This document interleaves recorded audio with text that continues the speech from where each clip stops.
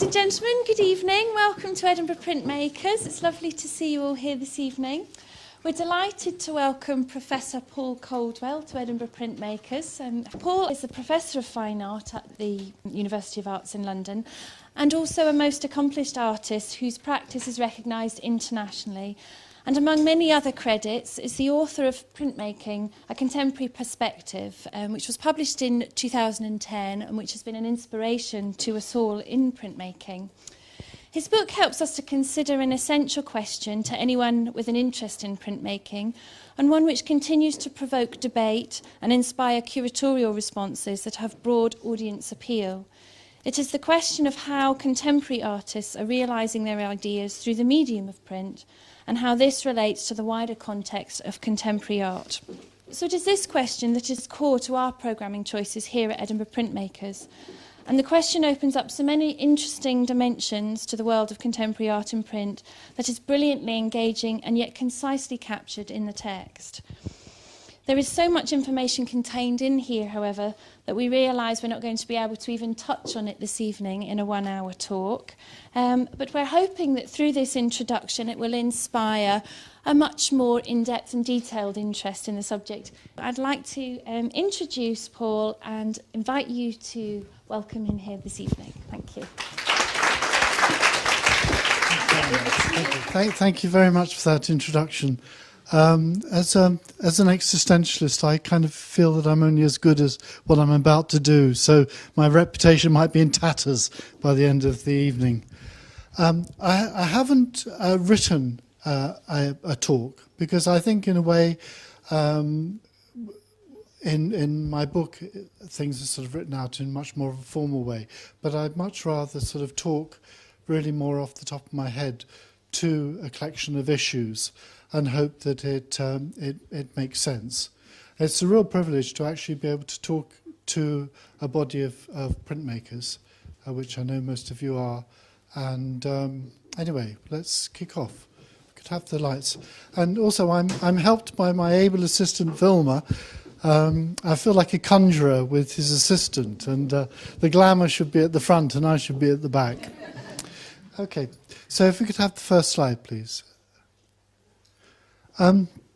Now, I thought, in a way, I wanted to start this talk with Rembrandt. This is one of the states of the Three Crosses. And I wanted to start with this for a number of reasons. First of all, this is not a reproduction. This image doesn't exist in any other form except within the realms of print, printed from an intaglio plate. So, in a way, I want to sort of declare right from the outset that my interest in printmaking is in terms of being a media in itself, which is fully expressive and is not... I'm not particularly interested in printmaking as a reproduction of something that exists probably in a better form somewhere else. So all the work I'm going to talk about, I want to sort of try and articulate the way that I feel the artist is actually engaged with the language of print to make something which is absolutely unique. Now, having said that, while it's unique, it is also a multiple. And I think often as printmakers, we get hit over the head with this idea of the multiple, therefore it's a reproduction. In my book, I think the idea that something exists in more than one state is absolutely wonderful. I can't think of anything more democratic. If one actually considers in the world at this moment the number of paintings that are and sculptures that are locked in vaults that none of us have any access to, and yet no single person can lay claim to that right over the ownership of an edition of prints, like, for example, in this Rembrandt. Could we have the next slide? Now, this is another state from the same plate. And I think what's very interesting here is you become very acutely aware that what Rembrandt is doing is actually drawing with the language of etching and engraving. So he's not so much concerned with actually taking an image to a single conclusion, but he's using it in a very kind of creative way as a way of actually exploring the potential for compositional changes, for changes of light, for changes of mood, for changes of emphasis. And this is something which is a quality in printmaking that often people forget. That, you know, it's possible to make a print, edition it, take as many copies as you like, and then use that plate as a starting point for another piece of work. Now, that isn't possible in painting or sculpture. When you get to a certain point, you either have to keep on with it, in which case you may risk losing the quality you want to keep, or start again. But with printmaking, it's the most wonderful means of self-education, because you leave behind you a trace, a trail, that you as the artist can actually look back on and actually see the journey you've taken. And that's very rare, as I said, in painting and sculpture. There are obviously examples with Matisse in the way that he documented some of the paintings that he did and the changes that went through, and same with Picasso and things like that. But they still only exist as documentation rather than actual the particular thing itself. If we could have the next slide, please. And if I sound any way patronising when I'm asking for the next slide, it's because I just don't know how to do it any other way. Right. Now, here we fast forward 200 or 300 years to an etching by Lucian Freud, the late great Lucian Freud. Now here, Lucian Freud is using exactly the same technology as Rembrandt had 200 or 300 years before. This is made with hard ground. The artist sort of draws directly on the plate through the ground. That is bitten by acid, and that then in turn holds ink. You all know this. But the point I'm trying to make here is that this is artists continually sort of go backwards in order to go forwards. So here's an example of an artist who's actually accepted the technology of a few hundred years ago, but it's actually the way that he's applied that technology and the way that he's used that to fuel his own vision has turned this into an image that could only be made in the 21st century. This is about a different kind of looking, a scrutiny. There's a kind of sense of this mark making that is going right across the surface. That one, despite the fact this is using a very old technology, one doesn't feel that it's the slightest bit nostalgic or backward looking. If we could have the next slide. Now, fast forward from Rembrandt a little bit, and you have the next great innovation in intaglio, which was Aqua Tint. And but by the way, if any of you don't understand any of the terms, I'm assuming most people know what I mean by Aqua Tint. Anyone doesn't? Because I can explain it in 2 minutes. Everyone happy with it? Right. So, you know, this innovation with Aqua Tint meant that the artist could actually build up areas of tone without actually having to do cross-hatching. So there was a way that the artist could actually bring in the painterly dimension of the brush into intaglio. And this was revolutionary. Now if we go, next slide please. Now here, fast forward to, I think this was done in 1995. This is Polly Put the Kettle On by the Portuguese artist Paula Rego. Now I have a personal investment in this because Paula would come to my studio every Saturday and work with me. So this is a print that I printed for her. Now here she's using exactly the same technology as Goya. It's just line and Aqua Tint. But once again, taken right into the contemporary era and used as a means of actually exploring very dark issues around sort of sexuality and power. If we could have the next slide. I thought it'd be quite interesting just to show you 3 or 4 states of the way that Paula would work on an etching. Once again, to reinforce the idea that printmaking is an engagement with the process, and it's a very fluid process. So this is from an etching that she did called The Wild Duck, after the play by Ibsen. And I would prepare plates for her with a hard ground. She would take them away to her studio, draw them, and we would then, the first thing we would do would be etch them and take a print. Now you can see that this actually wouldn't really start getting anyone particularly excited. It's pretty boring, it's pretty flat, it's a play waiting to happen.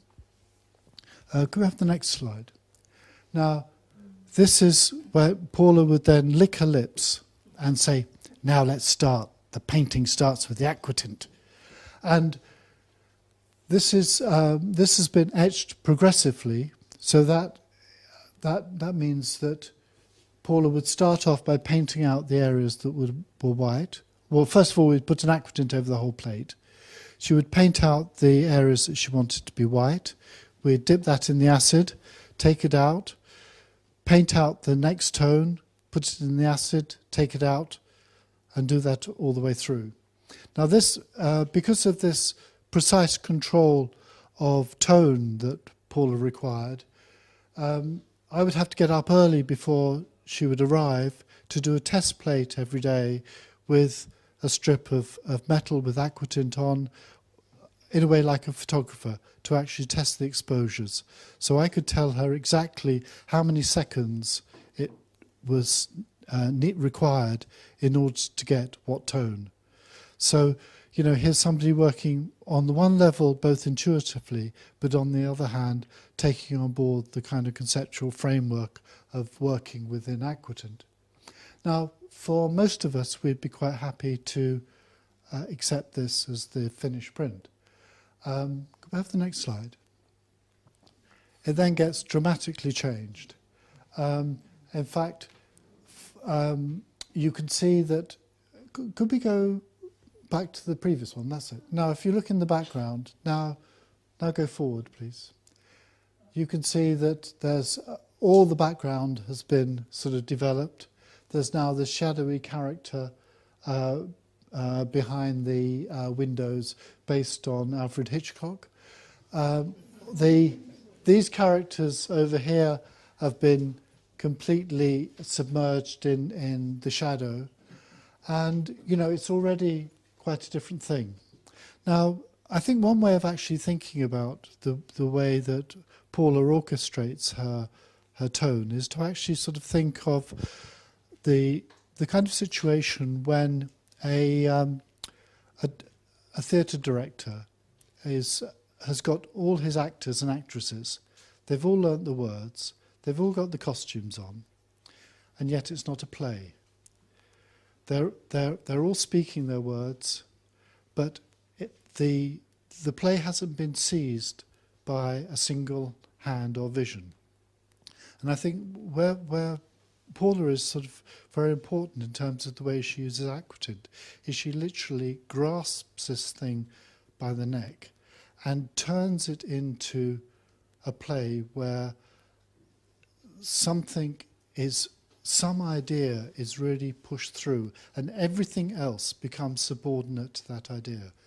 Now, if you look at the next slide, and then the next one after that. Oh, no, sorry, that's it. Yeah. Now, this was then the final print as was editioned. And you can see that really, psychologically, this is now so much more potent and disturbing than the previous one, where all these characters in the shadows were almost lost. I mean, one of the interesting things about a lot of Paula's etchings is they deal with light and dark, but the mystery is never conducted in the dark. She is aware that true suspense is actually made when you can actually see what's going on. Okay, now on to the next slide. Now, another great master of Aqua Tint was the professor at the Slade School of Art, once again a Portuguese artist called Bartholomew dos Santos. Now, Barto's work was very much inspired by political ideas about the state of Portugal. And this is purely Aqua Tint. There is no line. This has just been worked with brush and stipple. And he's constructed this most wonderful image of a ship of fools, reminiscent of Louise Bourgeois' films. But this is completely realised through Aqua Tint, just by stopping out the acid and controlling of the acid. I think it's an absolutely beautiful image. But also, these images, they were in multiples, and they had a way of actually circulating in Portugal in a way that paintings and sculptures don't. I mean, if you've got a political message to get across, you want to sort of get under doors and, you know, inside people's pockets and things like this. And prints are a wonderful way of actually infiltrating.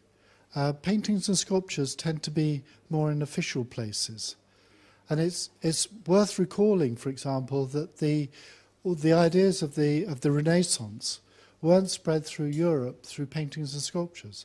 They were spread through the prints, the engravings that circulated and passed around, because the paintings and the sculptures were all in palaces and chapels and things like that, and most of the artists didn't have access to them. So they got to know what was going on through print. Okay, now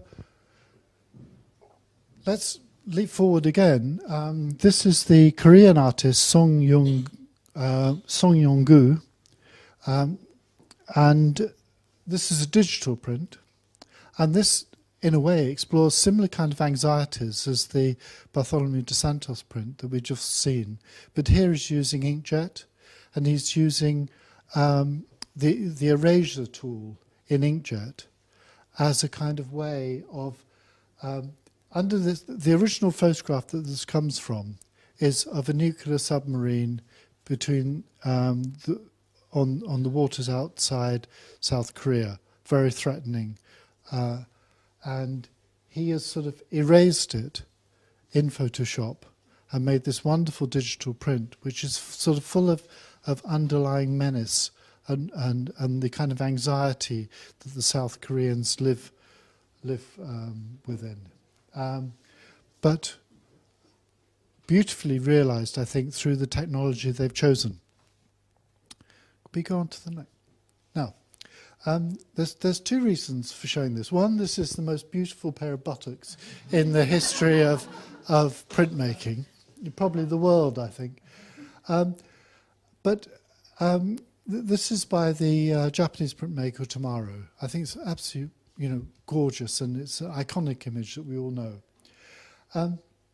One of the reasons why I wanted to sort of talk about this was that the Japanese prints laid down the kind of foundations for a lot of the working practices that we now accept. Damien Hirst is under criticism for not doing his own work. Now, that's always been the case. Artists have always worked with collaboration and things like this. With the Japanese prints, there was a very particular relationship between the artist, the publisher, and the block cutter. So the publisher would approach an artist and commission them to make a print. The artist would do a drawing on rice paper. The rice paper would be stuck down onto a master block that was then cut by a master block cutter, and then other colours worked and developed, and colour swatches made with the artist, and then they would be printed. So the artist didn't do the printing. And this very interesting relationship between the entrepreneur, the guy who was commissioning the print and distributing it, the artist knowing what they were required to do and how to work with the technicians and the technical skill in order to realise what the artist wanted to do. And in some ways that's a model that's actually moved, through, to the 21st century.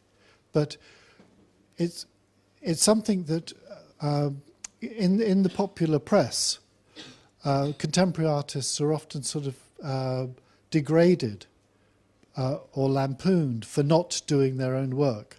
And I just want to sort of point out that this is not a, this is something that's been going on ad infinitum.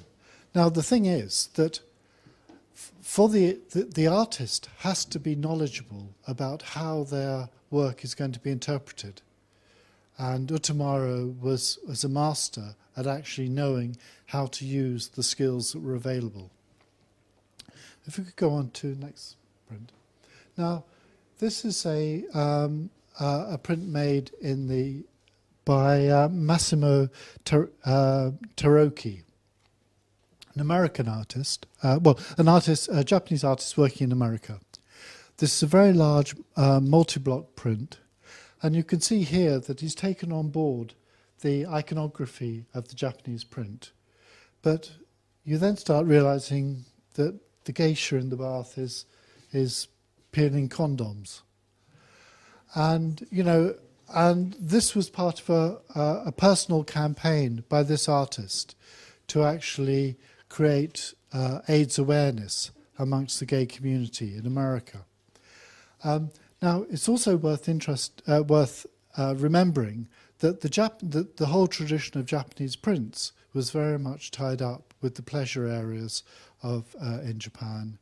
The images were often of courtesans, of famous actresses, actors, and celebrities, and and so in some ways there's a very nice sort of synchronicity going on here, and that sort of leap between appropriating a style but for a very different means. Could we have the next slide? Now, I must apologise that some of the slides, the colour is a little dark. This is an image by the late Patrick Horfield. This is based on Picasso's Damoiselle d'Avignon, and it's them seen from the rear. So it's a mirror reflection of them. This is their backsides. Now, one of the great things about artists is the way that they actually find mediums that are appropriate to their concerns. Now, Patrick Horfield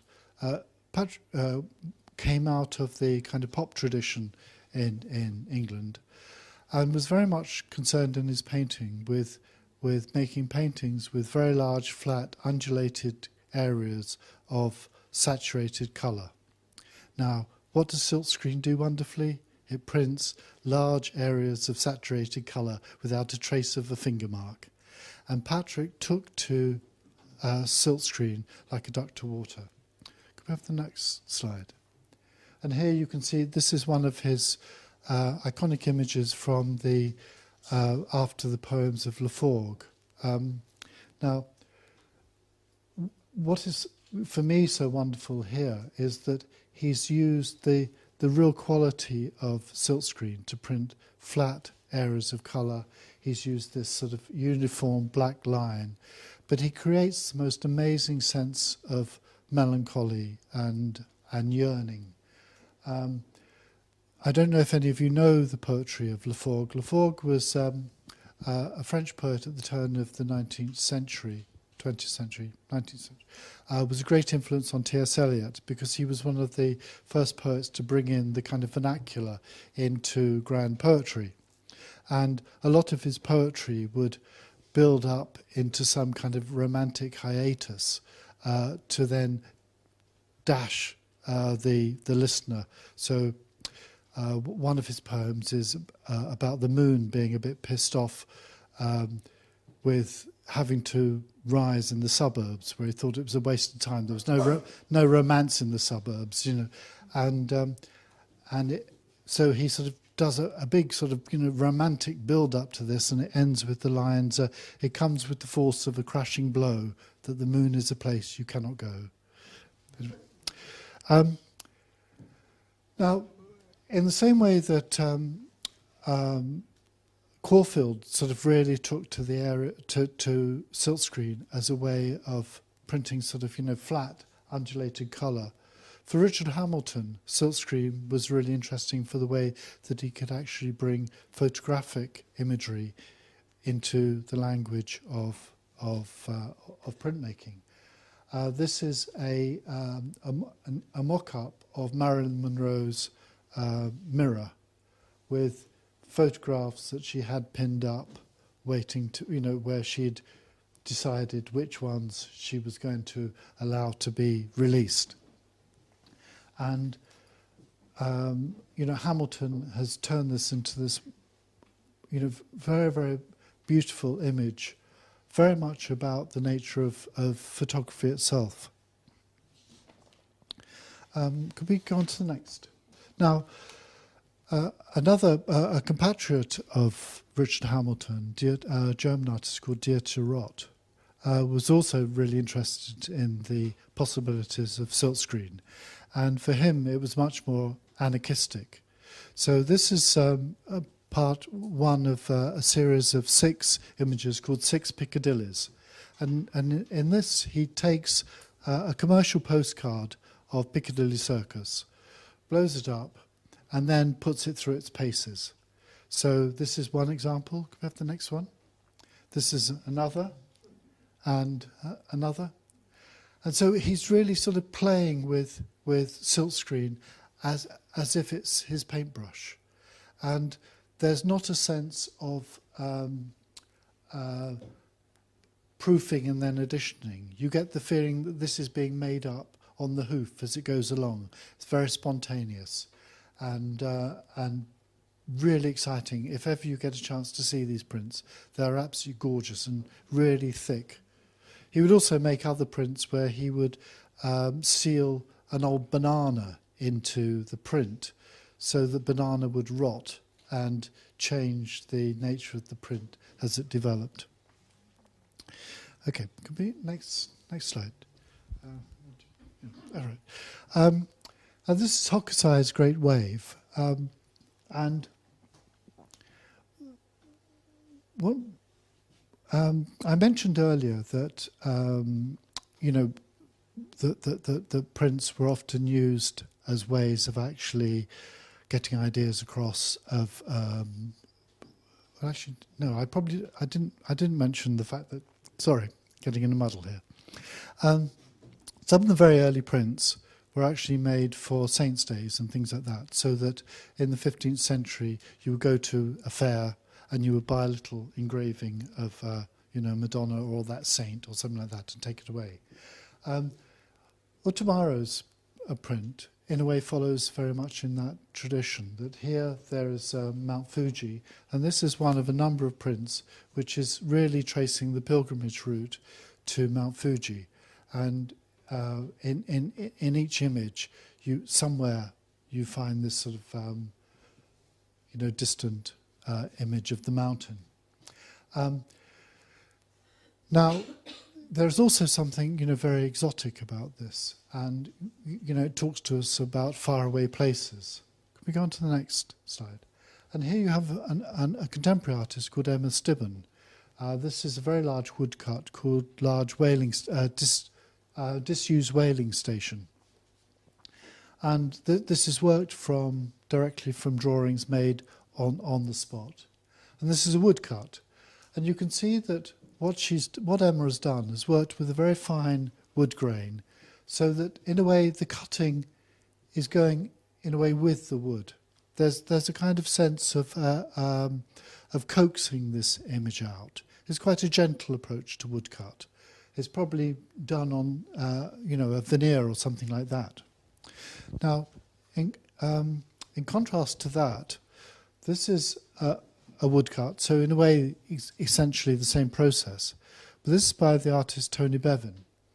And here you can see that instead of it, the process being a kind of gentle process of cutting. Here it becomes a tussle, really more like a kind of boxing match. And the artist is taking on the material, and he's trying to make the material do what the material doesn't want to do. And so the wood tears and rips. And in a way, these tears and rips become almost symbolic of the artist's relationship with the world. You know, they talk about something where the nervous system is actually very close to the surface. This is not a gentle relationship. And you know, this is literally sort of hewn out of this piece of wood. Could we go on to the next slide? Now, another approach to woodcut is taking, in a way, that expressive journey a little bit further. This is the German artist Thomas Kilper. Now, he's caught in the act here of doing a woodcut on the parquet flooring of an office block near Tate Modern called Orbit House. And he worked on his knees for 6 months, using the floor of the office as his woodblock. The printing was then done using a garden roller, inking the thing up with, and then paper would be put down and a garden roller pushed and pulled across. And then, can we have the next slide? And then this is about 40 foot across, and this was then hung outside the window of the office block. So the image is actually, we have this sort of wonderful reversal that he takes the inside of the building and then presents it on the outside for public display.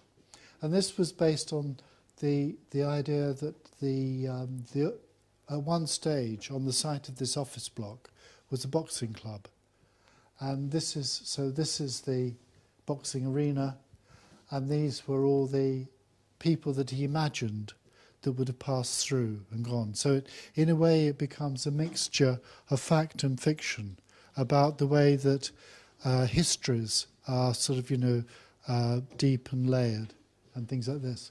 And, it's quite an extraordinary piece of work. If any of you are in Chelsea, in London, towards the end of February, I'm interviewing him at Chelsea College of Art, and then that will be written up as a paper in the journal Print Quarterly. Can we have the next slide? Now, printmaking also, as I mentioned earlier, with artists like Bartholomew de Santos, with his sort of political imperative, and also obviously, although I didn't mention it, Goya, nobody has articulated man's inhumanity to man as powerfully as Goya has in those etchings. This is by the African American artist Willie Cole, and this is, I think, an absolute sort of stunning example of the way that print, using very old technology, can be used to address incredibly relevant contemporary subjects. Most of you are aware that there were images that were circulated about the number of slaves that you could put on a slave ship. They were very famous engravings where each figure was laid out flat, so you could actually see how many slaves you could put on each layer of the ship. And these became very potent images in the quest for abolition. Now, what Willie Cole does is take the memory of that of those prints and reworks it into this very large composite woodcut called Storage. Now, the ironing board here becomes an echo of the shape of the ship, and in a way the dots here become equivalents of the slaves. But then I think brilliantly what he does is he uses prints from different kinds of steam irons around the edge to kind of both suggest in one's mind shields, Zulu shields or things like that, as well as the fact that one immediately associates this with domesticity and drudgery. And in some ways, I think one of the things that Cole is saying through this print is that we now, in America in particular, we now have a different kind of slavery. We have, so many black and Hispanic people are employed in dead-end drudgery jobs, doing the ironing and domestic service, locked into a similar kind of slavery as their forebears. And I think this is an incredibly powerful piece of work. And in a way, even the rawness of the woodcut starts to sort of say something about the texture of the lives being lived. I think everything in this sort of conspires to make a very powerful image that makes us all rethink our relationships with our fellow man. Now,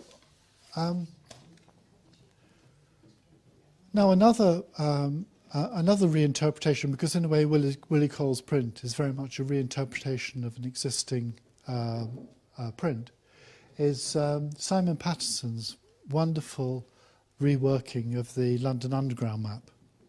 And, and so the lines, instead of being the Northern Line or Victoria Line, become lines of philosophers or footballers or things like this. And I think it's called the kind of Great Bear to kind of suggest a kind of constellation. And I think it speaks very eloquently about the way that in our society we categorise and try and organise things. And this is wonderful. It's both wonderfully absurd, but also seems to sort of strike a chord. It's quite difficult, I'm afraid, to actually read it in the slide, but okay. And then the next slide. And, another artist that sort of brings us up short is Barbara Cougar. This print is about 3 meters high.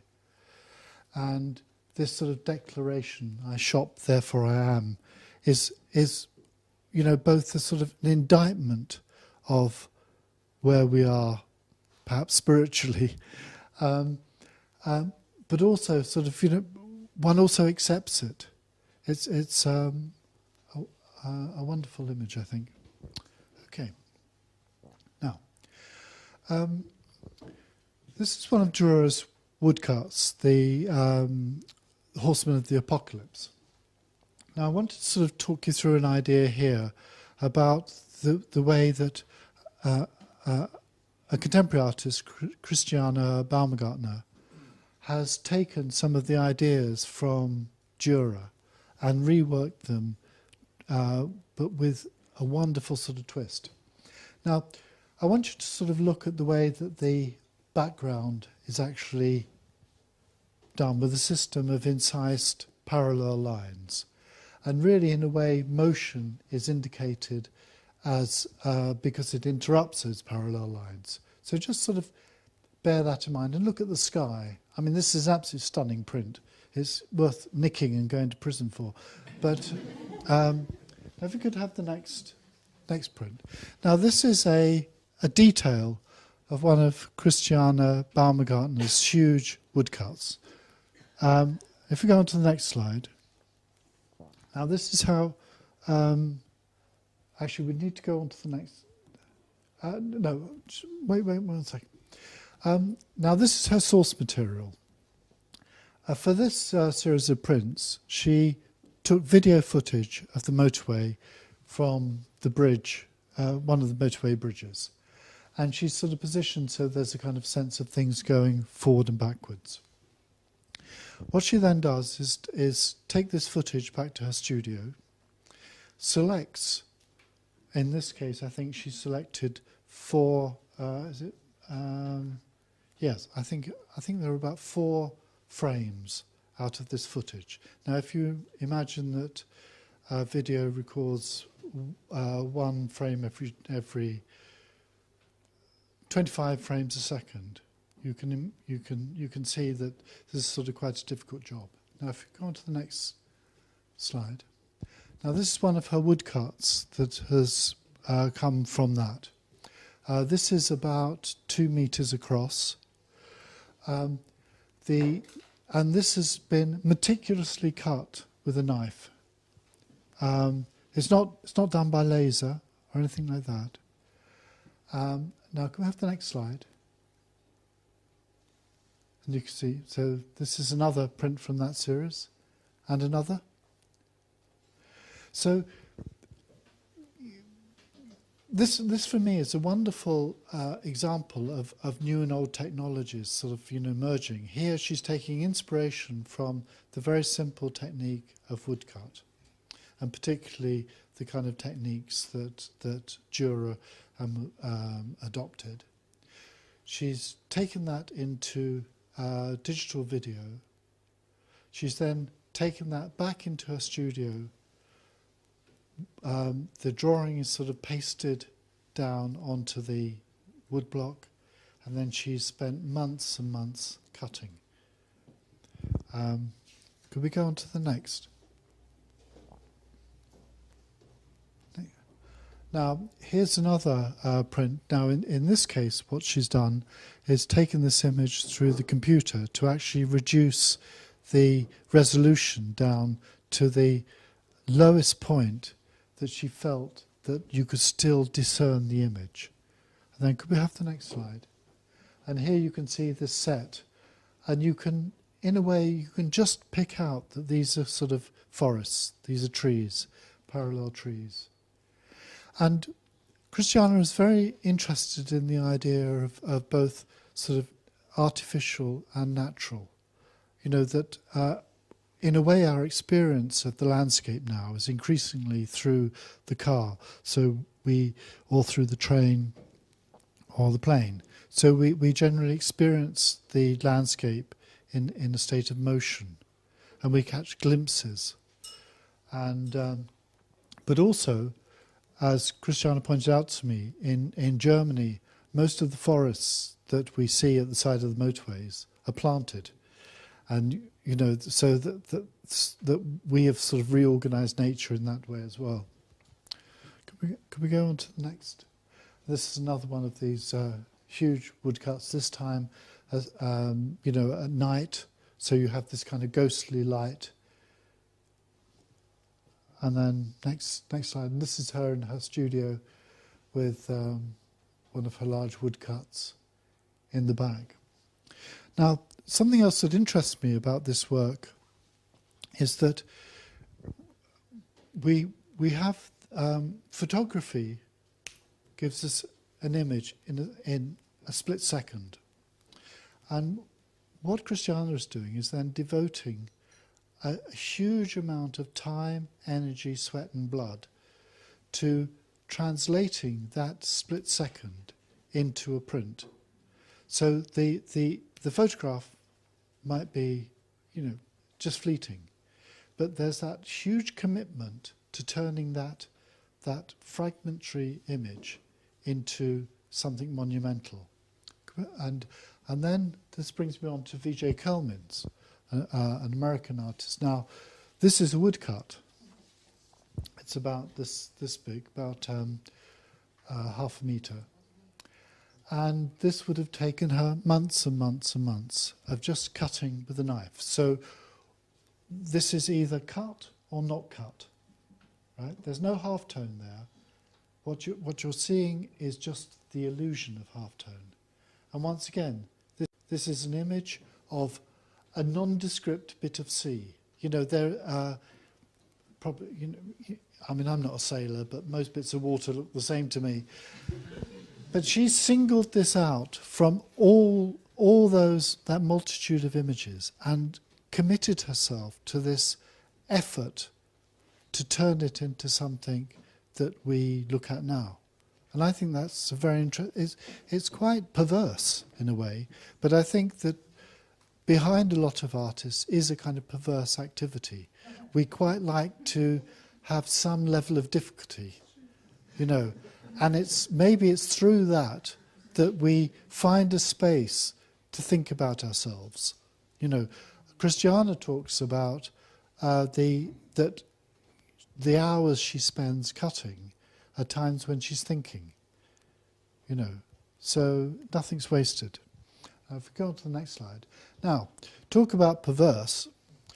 This is a spit. Do you all know what spit bite print is? Anyone? But just for those of you who are too modest, too shy to, spit bite is where you drop the acid onto the Aqua Tint rather than immersing it into a bath of acid, so that you literally paint with the acid. Now, if you want to sort of see a bleak way of going about things, this is Chuck Close. This is a self-portrait, and what he's done is he's worked from a photograph of himself, which he's taken, a Polaroid.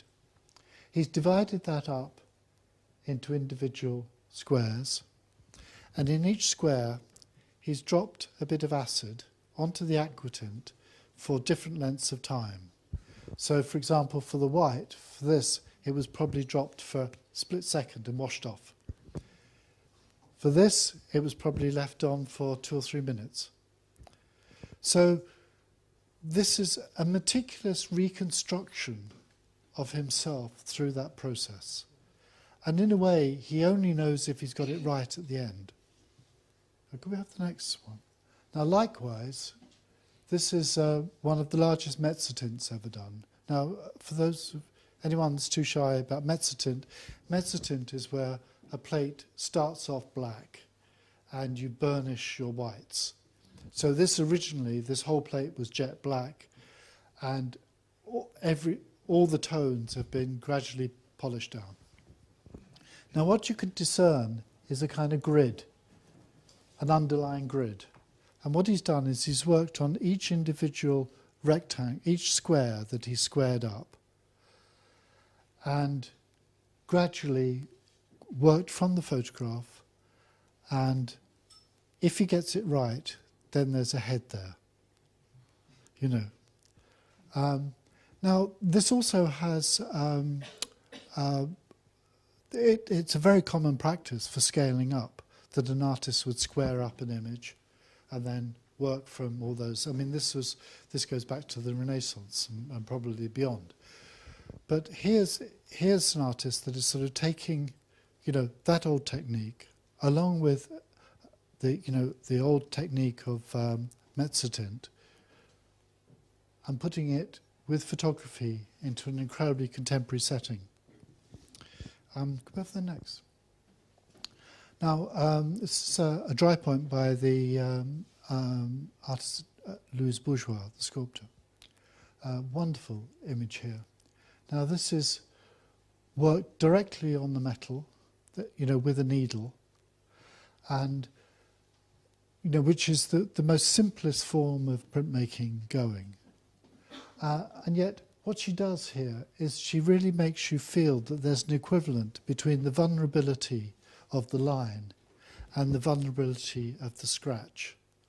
You know, there is the two are completely in harmony, and you get a kind of feeling of lightness and things not quite being there. Could we go on to the next? Now, another sculptor who has done a very strong body of work in printmaking is Tony Cragg, who showed in Edinburgh last year, I think. This is from one of his series called Laboratory Series. And Tony Cragg's background was in chemistry before he became an artist. And here you can see that what he's done is he's made a landscape from a kind of still life from the utensils of the chemistry lab. And we recognise all these. But what he's further done is he's made this image using the chemical action of acid on metal very consciously. So all this has been brushed on and emphasising the fact that printmaking, intaglio, at its basis, is the action of acid on metal. And he's reminding us in this image, I think, very beautifully, that that's the case. Can we have the next one? And you can see that here. I think these are absolutely, beautiful images. Can we have the next? I'll move on a little bit further. Now, another English sculptor, this is Richard Deacon, and in these prints called Show and Tell, I think he does something really quite generous and rare in an artist's work.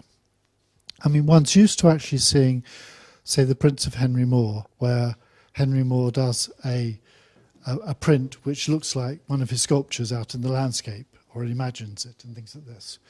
For those of you that know Deacon's work is very severely abstract and very, very meticulous. Now, what he does is he's using printmaking as a way of opening up windows for you to actually understand his working process. This was a set of about 8 large silk screens, and in each of them there is a photograph and then an inset of a drawing. Now, if you one of the things that's very interesting for me about taking photographs is generally when I get home, I look at the photographs and think it wasn't like that. That's not what I saw. Do you recognise that? Now, I think one of the things about a photograph is that a photograph needs to be interpreted for the most part, and what caught your eye and gave you the impulse to take the photograph, you may well forget by the time you get home. Now, if you look at this area up here, this passage, and you can see that really this is what interested Deacon, this kind of intricate mesh of stuff. I think what it is the fur of a fleece that dresses this statue. And this is the drawing that he's done, which actually extracts that information. So what he's actually telling you in this is that the way he looks at nature and the world is not pictorially, but in terms of structure and things like that. And you have exactly the same thing with this tree here, that what he's actually done is sort of taken an aerial view of this tree in the drawing. That's what, and the photograph of the tree is really an aide-memoire for him to remember that there's this symmetrical thing in the middle of an open space. Okay, I better move on even quicker. Okay, now I'll get on to a little bit more now about sort of old and new technologies, although I hope I've sort of began to introduce those ideas through. These are some drawings by Michael Craig Martin. These were done in about 1975, 1976. And in order to do these drawings, what Michael Craig Martin would do was make drawings on A4 sheets of paper, photograph them, project them on the wall, and then these would then be taped with black masking tape, and that would be the drawing. Now, can we have the next slide, please? Now, what Craig Martin found was that this is a very laborious way of working. And towards the end of the 80s, he discovered the computer. And he discovered that he could have all these drawings in his hard drive, which he could then scale up, move around, change, and he could work in whatever way he liked. And he said it was as if he'd waited all his life for God to invent the computer for him. Or I think he said, if God said, what would Michael like? Michael would like a computer that does cut and paste, or something like that. And the rest is history. Could we go on to the next? Now, this is a set of prints Well, I call them prints. This is a DVD piece. This is done on bespoke software. And if we could just have the next 4 slides quickly. The image is continually changing. And these are all from his vector drawings that are now stored in his hard drive, and that he can move them around, change the colour, and work ad infinitum. And in a way, I think one should regard this as a print, although it's actually on a screen. But it's a multiple. It's been drawn by Michael Craig Martin. It's just not ink on paper. Okay, can we have the next? Now this is ink on paper. This is a very large inkjet by Craig Martin. And this is about 6 foot high. And he particularly wanted a kind of rainbow roll, where a complete smooth change of colour from green, blue, yellow, red through the colours as the background. And the only way he could do that was doing it digitally. It was much too complicated to be done, in the traditional way of doing a rainbow roll through silkscreen. And once again, you see all his lexicon of images that he continually reconfigures. Okay. Here's Terry Winter's. These are called Urban Primitives. And these are digitally printed from drawings. So these have been digitally engraved.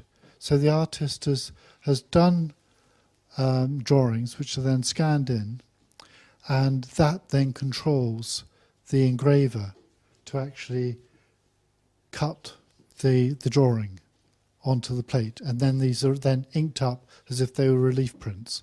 So here, the artist his hand hasn't touched the plate at all, but he's the one directing traffic. And I think they're wonderfully expressive, and I think a very, very beautiful set. Next one. And could we go on? No, go on to the next one. That's it.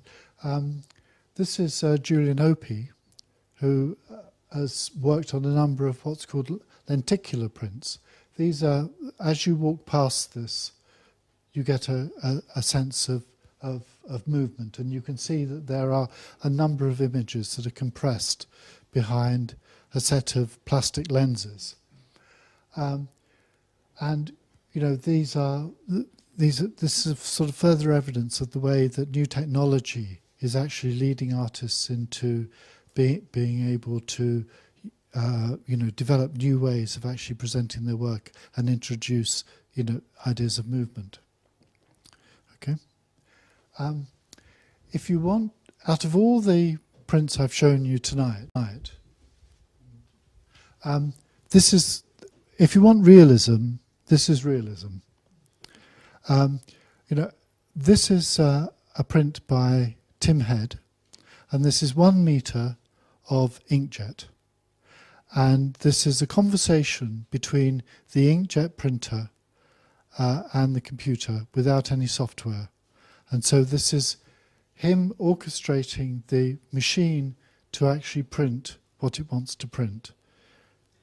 It's very kind of complicated, and it is so gorgeous when you see it. And when in detail, this is made up almost like pointillism, so that there's no colour. Each dot is left as a single dot of colour, so there's no crossover. So what you're seeing here is the illusion of mixture, in the same way that Seurat and pointillism experimented with that idea. Here, he's doing it in through digital technology. And the next one. Oh no, back. That's it. This is very large inkjet print and laser cut by the artist Charlotte Hodes. Here, these are 2 sheets of paper. So there's a colour printed behind. So where areas have been laser cut from the top surface, the colour behind gives those areas colour. And, you know, once again, very beautiful, I think, use of new technology to create something sort of very poetic and very sensual. Now, are we doing all right for time? Do you all have to catch your butt? Sorry? Right, okay, because I'm just going to, because I can't resist it, I've just got a few of my own slides, and just as an introduction to this, Giorgio Morandi is an artist that has always been very, very important to me as an artist, and in particular his prints, and also the way that he's actually used a very, very small library of forms to actually develop what I think are a very complex set of ideas. This is a very, very small print. It's about 8 inches across, and absolutely wonderful. You can, in a way, you have to imagine this print. You have to suspend your belief, and then you start to see the jugs and the pots and things like that. But I think as an artist, it's very important to acknowledge one's heroes and place oneself within a context. If we go on to the next one. Now, here, this is me. This is a silk screen, but this has been developed completely within the computer. All the halftone and everything like that has been modulated and changed and proofed through inkjet. The image has been worked in layers, and then when it's finally resolved, the image was then separated back in layers again, and each layer then printed to form a silk screen. And one may ask why? Why not just leave it as an inkjet? Which is a very valid question. And one of the things for me is that the kind of layering process that I wanted to be apparent, so that the fact that the image actually has physical layers as well as implied layers was very important to articulate. And could we have the next two? These are two more of that series. Can I ask how large they are? These are about 70 by 60, something like that. And I also wanted to sort of play with the idea of the halftone dot being the equivalent of a kind of constellation, so that in a way these drawings began by beginning to pick out random dots and then started to join them together to form a drawing. So in some ways the surface of the print becomes the starting point for a conversation with itself. Could we have the next? These are two large inkjets that were made for Kettle On. It's called Man and Nature. And I also became here interested in the idea of beginning to try and hide things in print. So you actually had to start to explore things for yourself. And in order to actually see the objects, you have to disregard the background. In order to see the background, you have to disregard the objects. So it's could we have the next one? And this is another one from that series. So in this way, in a quiet way, I wanted to kind of engage the viewer in the same way that I mentioned with the Morandi etching, where I needed you to suspend a little bit of belief in order to engage. Next. This is an inkjet print with then relief print printed. So these objects have been cut out as relief blocks and then printed. So these sit right up on the surface of the print. I mean, in some ways, one of the things that's always difficult about talking about prints, when you're seeing reproductions of prints, is that in some ways prints suffer more from reproduction than paintings or sculptures. I mean, in some ways, one takes it as a leap of faith that when you're looking at the Mona Lisa, it's oil paint and it's very different to, printed in a publication. But for an artist that, when one's made very particular decisions about how something is going to be printed and how that colour is going to lay on the paper, to then generally have it reproduced as four-colour litho, is that change can actually make a big, profound change.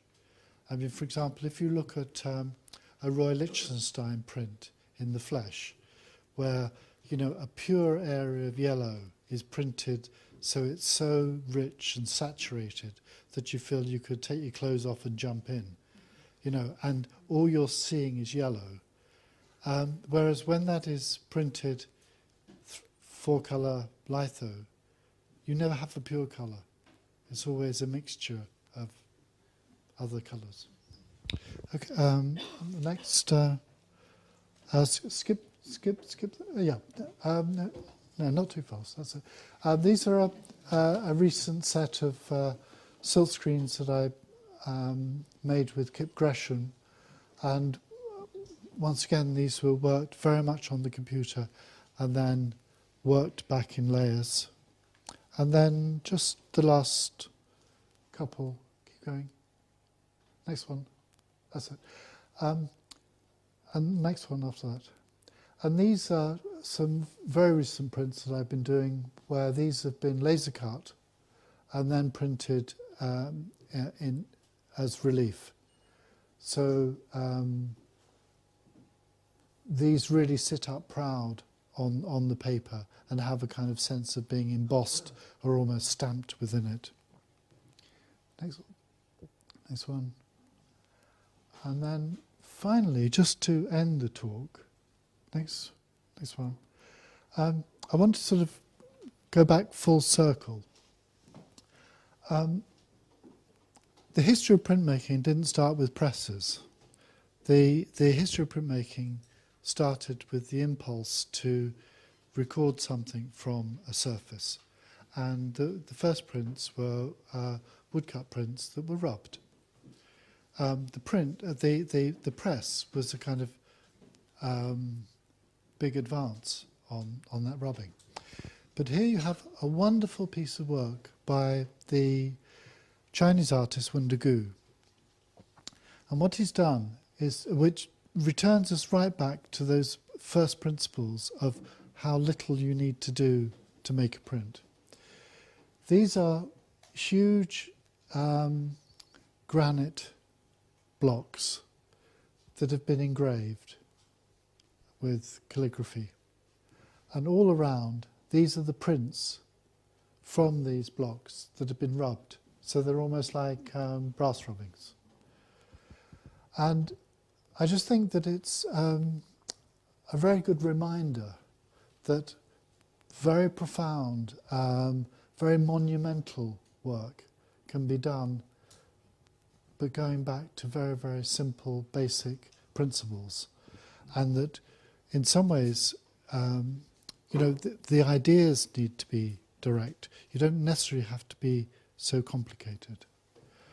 And then, if we have the last, and here you can see these blocks and the prints laid up above. And it's an absolutely, wonderful, wonderful piece of work. Wendu. Wenda, W-E-N-D-U, no A, Wenda, and then Gu, G-U.